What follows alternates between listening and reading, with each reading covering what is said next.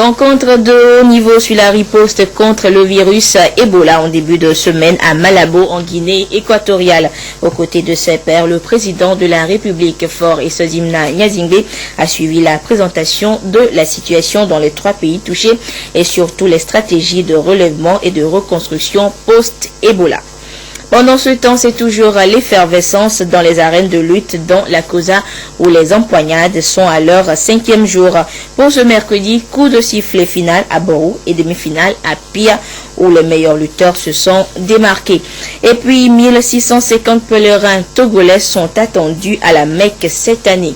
Du 14 au 15 septembre prochain, ils pourront observer le 5e pilier de l'islam en Terre Sainte. Voilà pour les titres de cette édition. Bonsoir à toutes et à tous.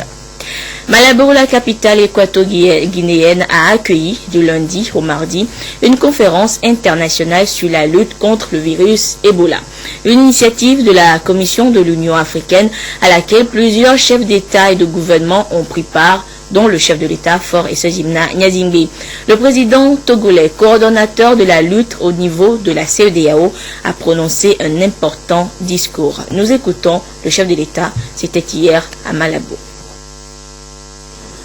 Monsieur le Président, en l'exercice de la conférence des chefs d'État et de gouvernement de l'Union africaine, Président de la République du Zimbabwe, Monsieur le Président de la République de Guinée équatoriale, Mesdames et Messieurs les chefs d'État et de gouvernement, Mesdames et Messieurs les chefs de délégation, Monsieur le représentant de la présidente de la Commission de l'Union africaine, Monsieur le Président de la Commission de la CEDEAO, Madame la Secrétaire générale de l'Union du fleuve Malo, Mesdames et Messieurs les ministres, Mesdames et Messieurs représentant le secteur privé, Mesdames et Messieurs les représentants des organisations non gouvernementales, distingués invités, Mesdames et Messieurs, je tiens avant toute chose à dire merci au peuple équato-guinéen et au président Teodoro Obiang Nguema pour leur engagement et leur implication active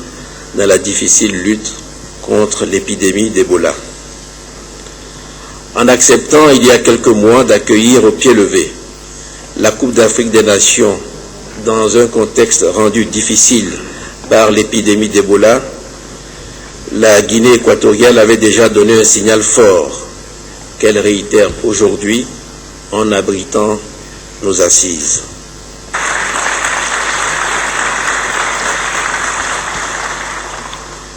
Après de longs mois de lutte acharnée contre le virus Ebola, nous voici rassemblés aujourd'hui à Malabo pour réfléchir à la mise en place d'un centre africain de prévention et de contrôle des maladies. Cette initiative vient à point nommé car elle permettra de donner une nouvelle impulsion à la capacité des pays africains à faire face aussi bien aux urgences sanitaires qu'aux multiples défis de santé publique auxquels nos pays sont confrontés. Comme chacun le sait déjà, dans la lutte contre l'épidémie d'Ebola, il n'y a pas de succès individuel. Il n'y a pas de réussite nationale pour aucun pays.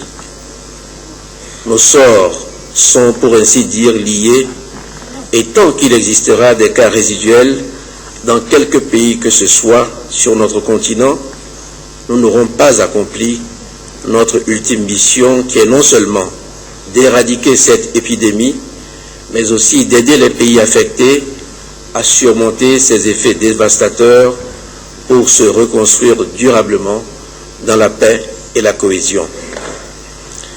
Il va de soi que notre démarche ne sera crédible que si les pays africains montent en première ligne dans le soutien aux 3 pays les plus affectés par l'épidémie d'Ebola. Toute seule, l'Afrique ne pourra pas tout faire, tant les défis sont immenses. Il nous appartient de prendre les devants pour susciter l'intérêt international et surtout la mobilisation de tous nos partenaires pour le succès de la reconstruction. Pour être efficace, l'appui des bailleurs de fonds doit se faire en étroite concertation avec les pays bénéficiaires, notamment à travers le cadre et les règles qu'ils ont eux-mêmes mises en place. Je saisis l'occasion qui m'est offerte ce jour pour vous dire combien nous restons sensibles à la mobilisation continentale. Et je veux saluer la contribution du secteur privé qui est aujourd'hui portée en faveur de la lutte contre ce fléau dont l'épicentre se situe certes en Afrique de l'Ouest, mais qui au fond nous concerne tous. C'est dans ce même esprit de solidarité que je joins ma voix à celle de mes prédécesseurs pour une nouvelle exhortation à faire ensemble face à nos responsabilités à travers une annulation pure et simple de la dette des 3 pays les plus affectés. Une telle démarche serait salutaire dans la phase décisive de la reconstruction post-Ebola qui s'annonce déjà à l'horizon, même si nous demeurons pleinement conscients de la fragilité de nos acquis et de nos progrès. Le message de solidarité et de responsabilité commune que je vous adresse est empreint d'optimisme. Le fait que nos sœurs et nos frères du Libéria aient réussi à atteindre l'objectif 0 cas Ebola à un moment donné de l'histoire de cette épidémie montre bien que l'objectif que nous poursuivons est à notre portée. Loin de nous décourager, les nouveaux cas de contamination enregistrés malheureusement depuis lors doivent au contraire nous inciter à plus de combativité, à plus de solidarité et à plus d'engagement aux côtés des malades, vis-à-vis des familles endeuillées et avec les pays affectés. Je voudrais terminer en remerciant et en disant toute ma gratitude au président de Guinée équatoriale pour l'accueil et pour l'hospitalité. Merci beaucoup.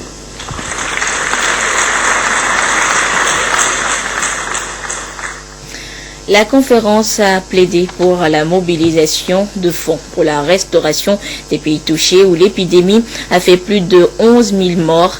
Et du coup, la solidarité africaine s'est aussitôt manifestée par une donation de près de 13 millions de dollars avec pour priorité la reconstruction des systèmes sanitaires des pays affectés et la mise en place d'un centre africain pour le contrôle et la prévention du virus Ebola. Edem Susupo. Les dirigeants africains se mettent en ordre de bataille pour lutter plus efficacement contre la fièvre hémorragique à virus Ebola. Dans les pays ouest-africains les plus touchés, l'épidémie d'Ebola a fait plus de 11 000 morts. Et la CEDEAO, pour faire face à cette maladie, a mis en place une structure coordonnée par le président de la République, Faure Essozi Gnassingbé, présent à cette rencontre de haut niveau de l'Union africaine. La Commission de l'Union africaine veut donc, à travers cette conférence internationale axée sur la lutte contre Ebola, prendre un nouveau départ pour capitaliser les énergies, partager les expériences de la période de relèvement et de la reconstruction post-Ebola. Le maître mot de ces assises de Malabo est que l'Afrique doit aider les Africains. L'hôte de la conférence, le président équato-guinéen Théodoro Obiang Mbasogo, compte sur une solidarité agissante pour adopter une stratégie commune pour régler les difficultés liées à ce virus dans la dignité et dans le respect de la souveraineté des États. Du haut de cette tribune, le président en exercice de l'Union africaine, président du Zimbabwe Robert Mugabe, propose l'accroissement des investissements pour créer des communautés de résilience. De son côté, le vice-président de la Commission de l'Union africaine, Erastus Mouecha, a salué la mobilisation nationale et internationale dès l'apparition du virus en Afrique de l'Ouest.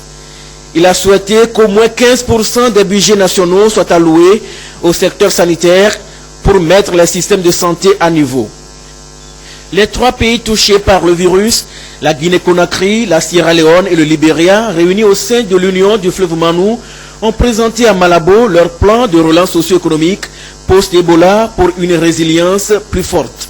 La création du Centre africain de prévention et de lutte contre les maladies est vivement souhaitée. Le plan de relance de l'Union du fleuve Manou, s'il est mis en exécution, va permettre de redresser l'économie des pays touchés, de donner espoir et de prendre en charge dignement les orphelins et autres victimes d'Ebola. Il aura le mérite aussi de baliser la voie à 0 cas d'Ebola très prochainement. Le président de la République, Faure Essozimana Gnassingbé, à son arrivée en terre équato-guinéenne, a été accueilli à l'aéroport international de Malabo par le premier ministre du pays hôte, Vicente Eyatetomi.